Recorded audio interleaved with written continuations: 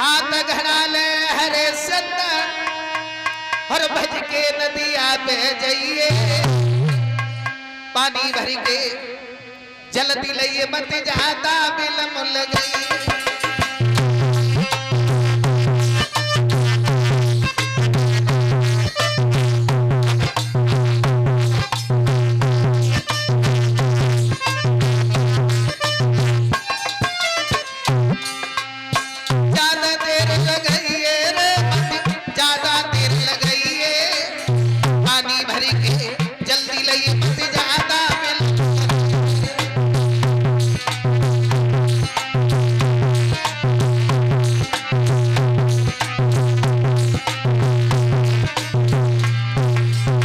हरिश्चंद्र ने घड़ा उठाया,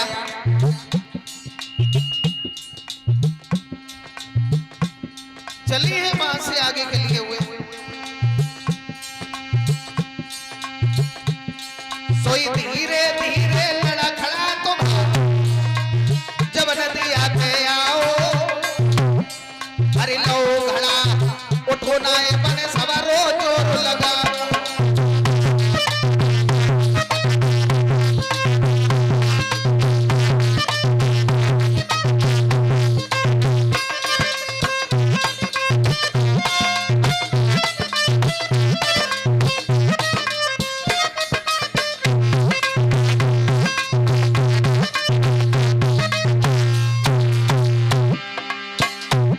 महाराज हरिश्चंद्र ने घड़ा तो भर लिया, साथ ही साथ एक बात बता दें, कुछ लोग ये कहते हैं कि हरिश्चंद्र ने गंगा जी से घड़ा भरा था, लेकिन ऐसा नहीं था।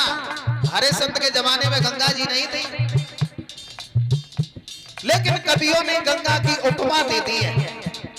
हरिश्चंद्र ने जिस नदी से घड़ा भरा था उस नदी का नाम बरोड़ा नदी था, बरोड़ा, जो आज भी बनारस में बह रही है।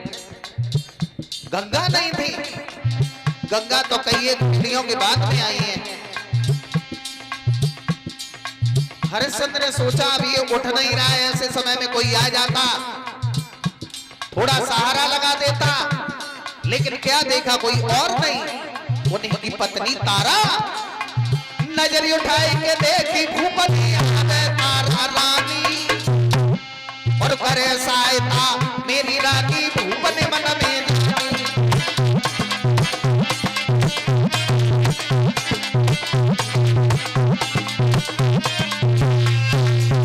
महाराज हरिश्चंद्र ने देखा कि महारानी तारा आ रही है, सोचने लगे भगवान भी कितना बड़ा दयालु है, जो ऐसे मुसीबत के समय में किसी और को नहीं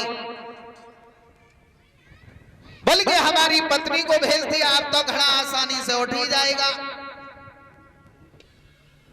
तारा ने हरिश्चंद्र को देखा और हरिश्चंद्र ने तारा को देखा तो आंखों ही आंखों में हरिश्चंद्र ने इशारा किया है, तारा क्या तुम मेरा एक काम कर सकती हो?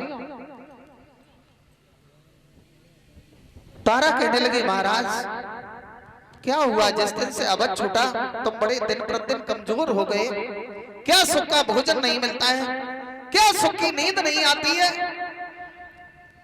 हरिश्चंद्र कहने लगे, तारा ये बातें छोड़ो, लेकिन मुझे एक बात बताओ, क्या तुम मेरा घड़ा उठवा सकती हो? थोड़ा सा सहारा लगा दो। और बोले हैं महाराज, हारे तारा उठवाए दे गगरिया जल की भरी,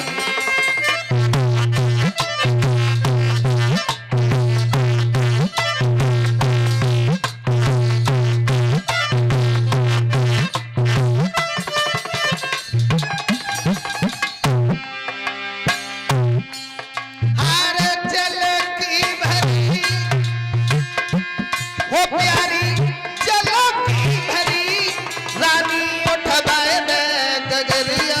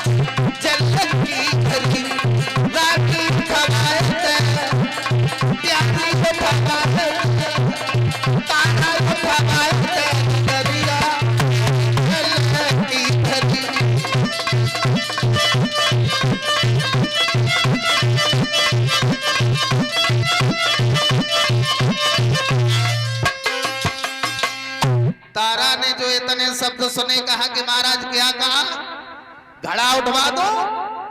मैं ऐसा नहीं हो सकता है। हरिश्चंद्र कहने लगे तारा, क्या दूर रहने से आत्मा भी दूर हो जाती है? क्या हम तुम्हारे नहीं है? कहा महाराज वो सब ठीक है, लेकिन एक बात क्यों नहीं सोचते हो? तुम्हारे हाथ में ब्राह्मण के घर का घड़ा है और हमारे हाथ में ब्राह्मण के घर का घड़ा है, तुम्हारे हाथ में मैत्र के घर का है। अगर मैंने तुम्हारे घड़े को छुआ मैं अपवित्र हो जाऊंगा। क्या? का बिल्कुल महाराज मैं घड़ा नहीं उठवा सकती हूं, लेकिन तुम्हें एक उपाय जरूर बता सकती हूं। कैसा उपाय? का सुनिए, आसानी से घड़ा उठ जाएगा। कमर से गहरे जल में चले जाओ और बोलिए तारा हरिश्चंद्र से कि तुम्हें देवी कया काली बताई है रे जाता घुसिल क्यों उठाई है तो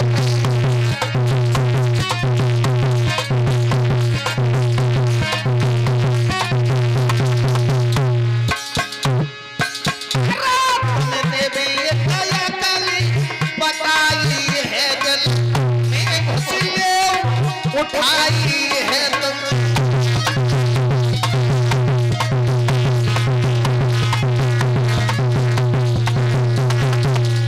समझाया कि महाराज कमर से गहरे पानी में चले जाओ, घड़े का वजन हल्का हो जाएगा, आसानी से उठाना, सिर पे रखना, चले जाना, मैं तो जा रही हूं। हरिश्चंद्र मौकी और ही देखते रह गए, तारा बासा चली।